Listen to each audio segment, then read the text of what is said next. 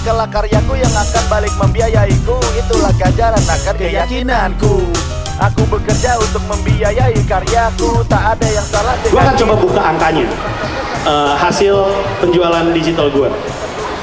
Habis itu gue akan, di dalam WC Dan Shop ya, FYI, gue jualan semua karya gue. Dari stand up comedy, buku gue, album hip hop gue, dan juga merchandise gue. Harusnya, sekali lagi, harusnya, kalau misalnya fans gue atau orang yang follow gue di Twitter, tolong diingat, promosi gue itu hanya di Twitter, hanya di YouTube, hanya di blog.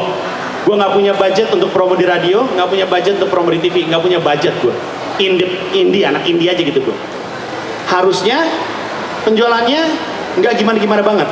Tapi ternyata dalam ini digital download ya, harganya 75.000 untuk Mesake Bangsaku, stand-up gue yang terbaru. Dalam 1 minggu pemasukannya 38.475. Dalam 10 hari 47.100.000. Dalam 14 hari 50 juta rupiah, yang berarti 670 download.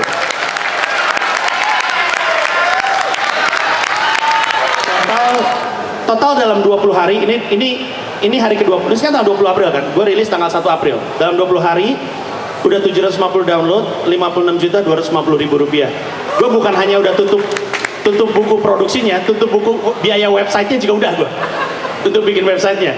Nah, selama 3 bulan, sebenarnya tokonya udah buka dari Januari tanggal 28 kalau gue nggak salah. Jadi sebenarnya belum 3 bulan banget. Pemasukannya total 113.390, yang berarti rata-rata per bulannya 37.790 rupiah. 37.790.000 rupiah. Gue buka angka ini bukan untuk kesannya nyombong atau gimana. Gue tahu untuk banyak orang itu angkanya nggak gede-gede banget. Gue tahu untuk beberapa orang dia bisa hidup mewah dengan 37 juta sebulan. Tapi kuncinya bukan itu. Kuncinya adalah ternyata sistem ini berhasil. Ternyata orang-orang Indonesia siap untuk menghargai karya walaupun karyanya nggak diproteksi. Ternyata orang Indonesia memilih untuk ngasih duitnya kepada orang yang berkarya daripada dia ngebajak dari penjahat-penjahat. Ternyata orang Indonesia sudah siap untuk menghargai karya. Itu kuncinya. Itu kuncinya. Oke? Nah, sekarang gue akan cerita sesuatu yang lain. Angka itu relatif, oke? Yang gue sebut mungkin kecil, mungkin besar. Tapi coba lo pikirin baik-baik. Gue mendapatkan uang tadi berapa tuh? 50 juta lebih dalam waktu sebulan untuk yang digital download. Tanpa promosi apa-apa, hanya nge-tweet. Yang gue lakukan, itu bisa lo lakukan juga. Artinya, coba lo bikin baik-baik. Kalau misalkan ternyata Gigi, atau Slang, atau mungkin Raditya Dika melakukan hal yang sama, dengan kemampuan promosi yang mereka punya, mereka bisa promo di radio, mereka bisa promo di TV, lo bisa kebayang gak sih berapa banyak penghasilannya mereka? Artinya sistem ini sebenarnya berhasil. Orang bilang, si Panji ini goblok, bikin digital download, gak di copy, ini akan laku lah.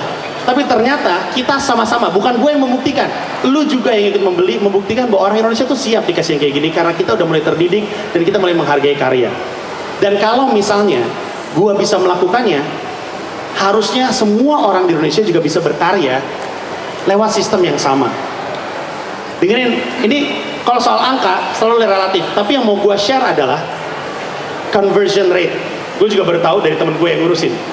Conversion rate itu basically adalah konversi dari jumlah orang yang masuk ke website kemudian beli. Ya, kalau masuk ke website doang nggak beli, ya udah, nggak ada untungnya untuk kita dong, nggak akan dasih penghasilan. Gue mau ngomongin conversion rate-nya. Rata-rata conversion rate adalah 1 sampai 2% ya, 1 sampai 2%. 2% ya, 2 sampai 3%, ya itulah. Rata-rata conversion rate-nya 2 sampai 3%. Artinya 2 sampai 3% orang yang mendarat di situ akan belanja. Itu berlaku di mana-mana. Si wsjdanshop.com ini rata-ratanya conversion rate-nya 4,4%. Orang nggak ada yang pernah dengar yang kayak gitu. Bahkan pernah sampai 6%. Kata temen gue, nobody has ever heard of anything like that. So berarti kuncinya adalah ada sesuatu yang menarik dari si wsjdanshop.com ini.